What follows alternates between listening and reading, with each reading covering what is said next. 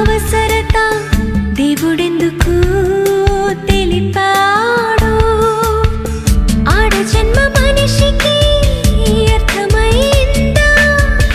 ఆడ జన్మ అవసరత అర్థం కాకుండా ఆడపిల్ల పుడితే వద్దనుకుంది, శిశువును గర్భంలో హతమార్చింది.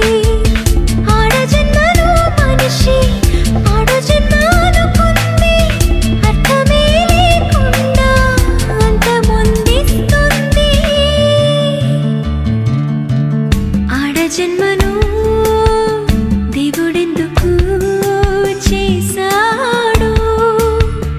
ఆడ జన్మ అవసరత దేవుడెందుకు తెలిపాడు.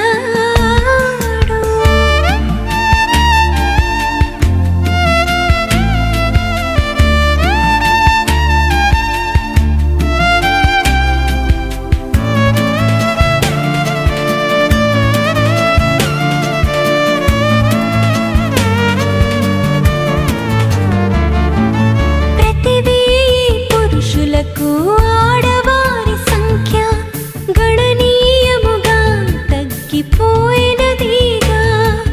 పురుషునికి స్త్రీ ముఖ్యమని గమనించి ఆదాముకు హవ్వను అర్ధాంగిగా ఇచ్చి సాటి అయిన సహాయము కావాలని దేవుడు పురుషునికి స్త్రీని ఇచ్చి ఒకటిగా జతపరిచాడు. సాటి అయిన సహాయము కావాలని దేవుడు పురుషునికి స్త్రీని ఇచ్చి ఒకటిగా జతపరిచాడు. ఆడ జన్మ అవసరతను అందరికీ తెలిపాడు. ఆడ జన్మను దేవుడెందుకు చేశాడు? ఆడ జన్మ అవసరత దేవుడెందుకు తెలిపాడు.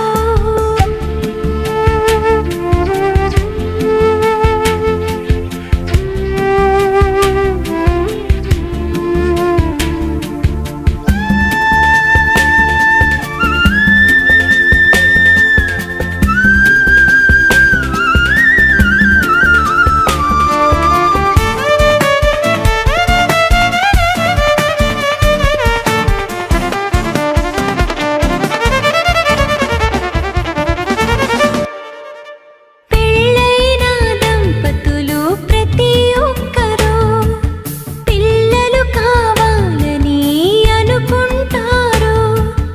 దేవుని దయ ద్వారానే పిల్లలు పుడితే గర్భంలోనే చంపేస్తున్నారు.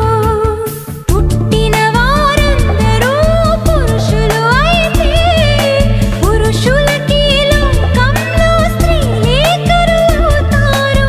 పుట్టిన వారందరూ పురుషులు అయితే పురుషులకి లోకంలో స్త్రీలే కరువుతారు.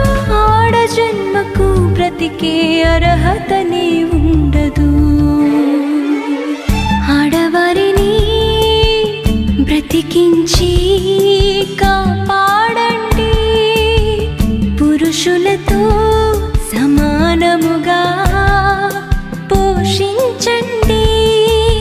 స్త్రీలు లేనిదే పురుషులు లేరని, పురుషులు లేనిదే స్త్రీలు లేరని. తల్లి కావాలి నీకు, చెల్లి కావాలి, అక్క కావాలి, కూతురు కావాలి. ఆడ జన్మను దేవుడెందుకే చేశాడు? ఆడ జన్మ అవసరత ముందుగానే తెలిపాడు.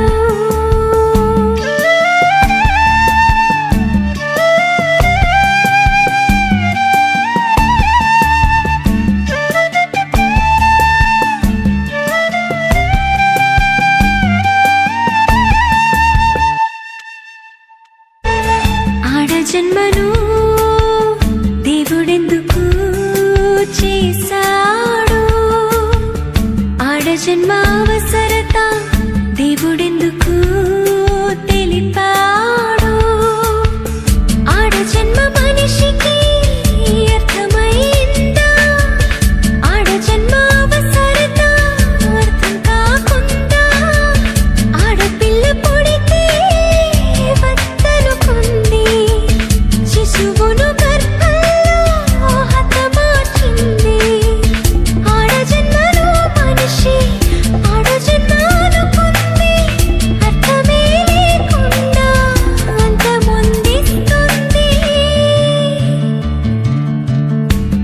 జన్మను